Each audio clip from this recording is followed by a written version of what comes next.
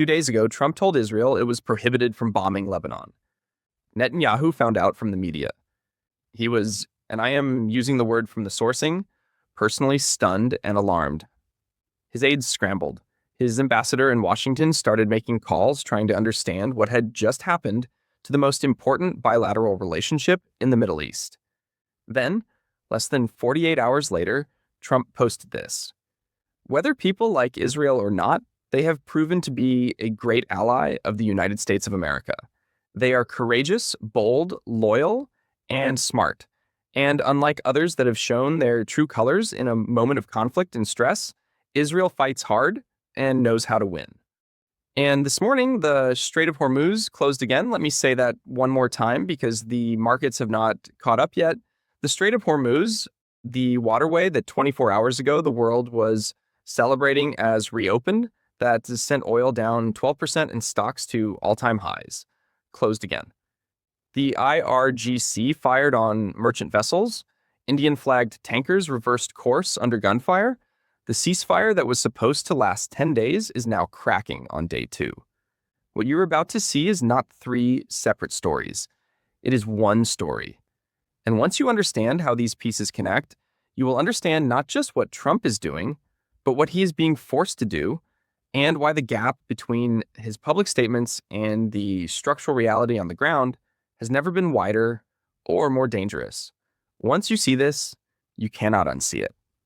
Let me build this from the beginning, because the sequence of events over the past 72 hours is the most important thing to understand. And the sequence is exactly what mainstream coverage is failing to report as a connected whole. Netanyahu and his advisors were shocked by Trump's prohibited post, which contradicted the text of the ceasefire agreement between Israel and Lebanon that the State Department had published just the day before. Axios. Think about what that means operationally. The President of the United States published a post that directly contradicted his own State Department's official document, and Israel's Prime Minister found out about it the same way you did, by reading it online. The implication of Trump's post, that he was issuing an order that Israel had no choice but to obey, would have been unthinkable under other U.S. administrations. Axios. Every president since Eisenhower has managed the U.S.-Israel relationship with a particular care for Israeli sovereignty and dignity. You pressure privately. You disagree behind closed doors. You never publicly, in all caps on social media, tell a democratic ally that it is prohibited from defending itself. That word had never been used before. It was a rupture. Minutes after Trump declared Israel prohibited from bombing Lebanon, Israel launched a drone strike in Lebanon, killing someone. The New Republic Israel claimed self-defense, that the ceasefire text allows self-defense.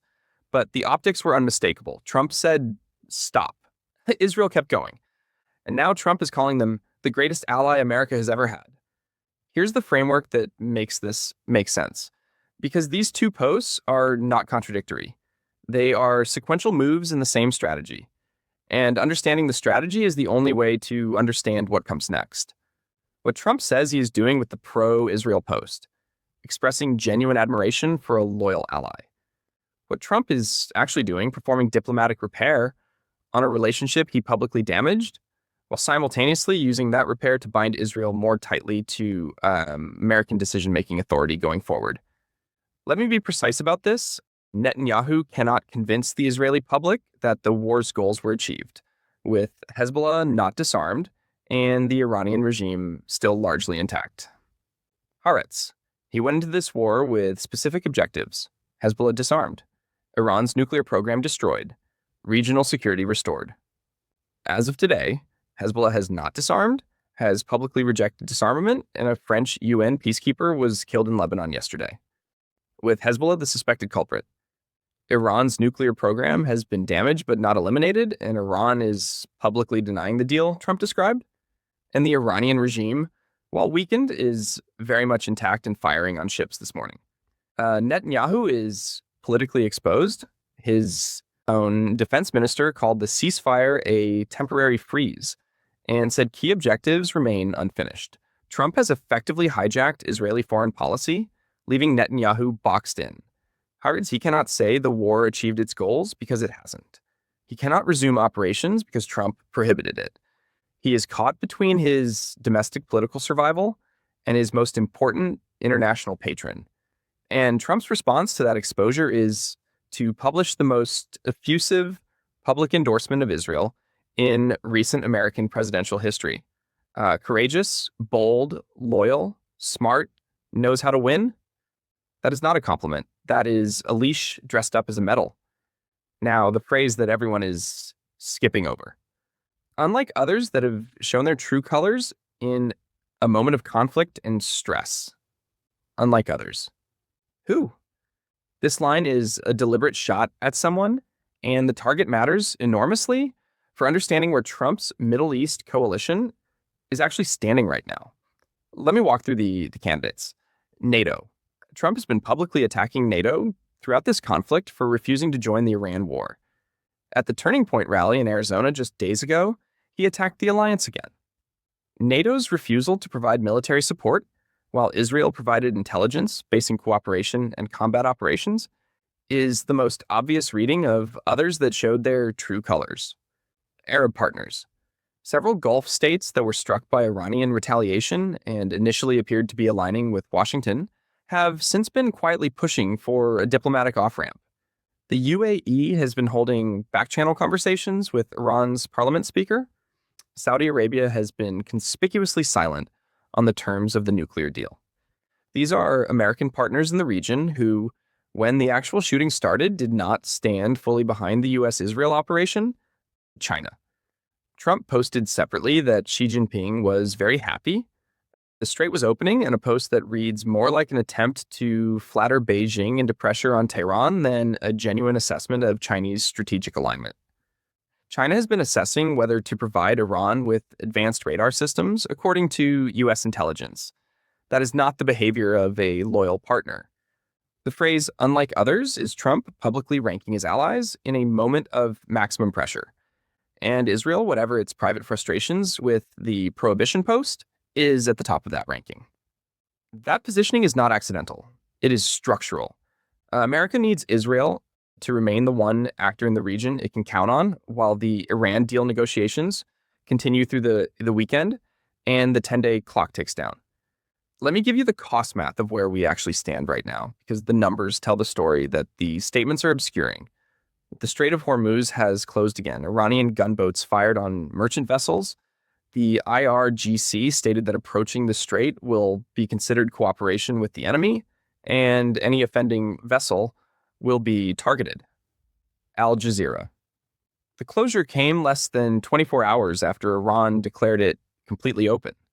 After oil dropped 12%, after stocks hit all-time highs, after world leaders gathered in Paris to celebrate what they thought was a breakthrough. Iran said it would give priority to vessels that pay fees for crossing the strait, with vessels that do not pay having their passage postponed. The Tribune. This is not a waterway. This is a toll booth with guns. And the fees are being set by the same organization that just fired on Indian flag tankers. This morning, Senator Lindsey Graham, one of Trump's closest Senate allies, responded by calling for putting Iran's Karg Island, which processes most of Iran's oil exports, in the crosshairs. CBS News. Graham said, over time, we have all the cards. That is the language of escalation, not resolution. And Graham does not freelance on Iran. That statement reflects a conversation with the White House. Trump himself said Tehran cannot blackmail Washington and warned he would end the ceasefire if no deal is reached before it expires on Wednesday. Wednesday. That is 3 days from now. The nuclear deal is unconfirmed and publicly denied by Iran.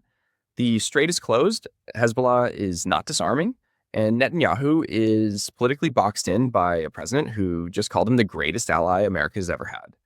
Here's the historical pattern that should alarm anyone watching this sequence unfold.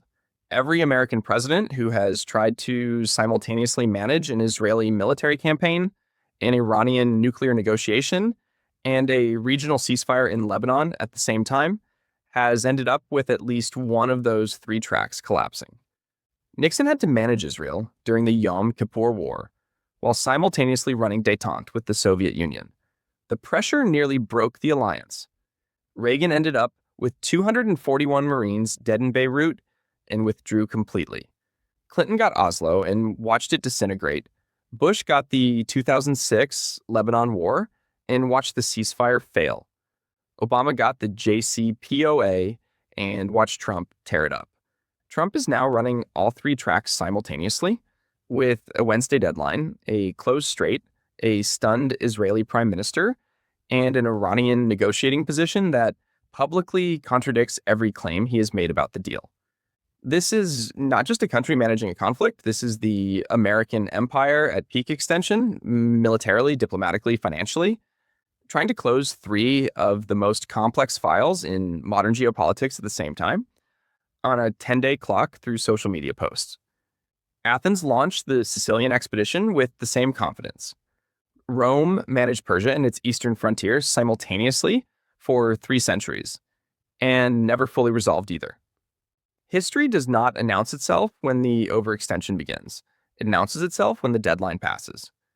Wednesday is 3 days away. Here's what to watch between now and then.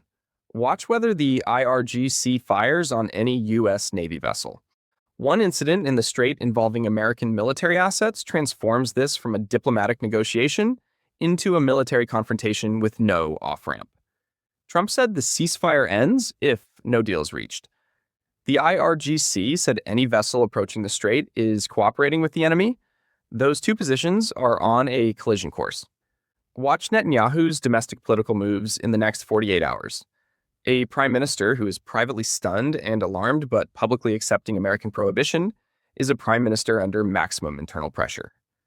If his coalition starts to fracture, if hardliners in his government publicly break from the ceasefire framework, Israel's restraint becomes politically impossible to maintain regardless of what Trump posts.